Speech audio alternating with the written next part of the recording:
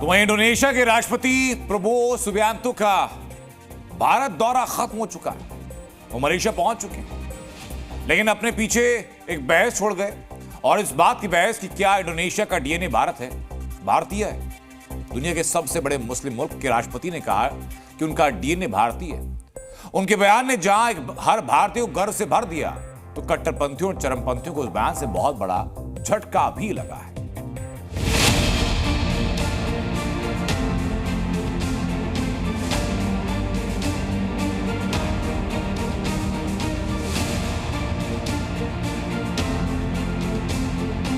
I had my genetic sequencing test and my DNA test, and they tell me that I have Indian DNA. ये दुनिया के सबसे बड़े मुस्लिम मुल्क के सबसे बड़े नेता का बयान है। इंडोनेशिया के राष्ट्रपति प्रबोवो सुबियांतो के इस बयान के मायने बहुत बड़े हैं। दिल्ली से करीब 7,200 किलोमीटर दूर जकार्ता में रहने वाला मुस्लिम, वो भी सबसे बड़े मुस्लिम देश का राष्ट्रपति, अगर ये कहे कि उनका डीएनए भारतीय है तो कोई छोटी बात नहीं। ये इस बात का कबूलनामा कि इनके पूर्वज भारतीय थे, और ये कबूलनामा भारत प्रेम नहीं, वैज्ञानिक आधार पर है। Few weeks ago, I had my genetic sequencing test and my DNA test, and they tell me that I have Indian DNA. So,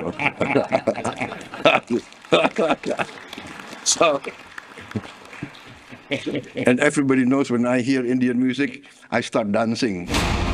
Prabowo के इस बयान के बाद 3 साल पहले हिंदुस्तान में छिड़ी वो सबसे बड़ी बहस लोगों के जहन में ताजा हो गई, जब संघ प्रमुख मोहन भागवत ने सार्वजनिक मंच से कहा कि सभी भारतीयों का डीएनए एक है, चाहे वो किसी भी धर्म के क्यों ना हो। हम समान पूर्वजों के वंशज हैं।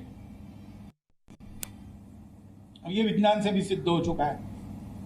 40,000 साल पूर्व से हम भारत के सब लोगों का डीएनए, सब लोगों का निरपवाह डीएनए समान है। तो क्या भागवत की कही बात सच साबित हो रही है? एक मुस्लिम देश का राष्ट्रपति खुद को भारतीय और यहाँ की संस्कृति से जुड़ा हुआ बता रहा है, अपना डीएनए भारतीय होने की बात कर रहा है। सुबियांतो का बयान बहुत अहम है और दुनिया भर के मुसलमानों को सीख देने वाला है, क्योंकि इंडोनेशिया में दुनिया की सबसे बड़ी मुस्लिम आबादी रहती है। इंडोनेशिया में 90% आबादी मुसलमान आबादी है, और जिनकी कुल आबादी 27 करोड़ से ज्यादा है। बावजूद इसके वहां आतंकवाद को बढ़ावा दिया जाता है, न चरमपंथियों और कट्टरपंथियों के लिए कोई जगह है। दरअसल इंडोनेशिया में लंबे समय तक बौद्ध और हिंदू राजाओं का शासन रहा, जिसकी वजह से वहां के लोगों पर भारत का बेहद प्रभाव देखा जा सकता है। लेकिन 8वीं सदी में मुस्लिम व्यापारी आए और उन्होंने स्थानीय लड़कियों से शादी करनी शुरू की, जिसके बाद 13वीं सदी में इस्लाम का प्रसार होना शुरू हुआ। तलवार और शादी के दम पर इंडोनेशिया मुस्लिम देश बन गया, लेकिन आज भी वहां के लोग अपनी जड़ों को नहीं भूले। वो लोग सनातन संस्कृति से जुड़े हैं और उन्हें इस सच को मानने से कोई गुरेज नहीं कि उनके खून में भारतीयता है। ब्यूरो रिपोर्ट, जी मीडिया।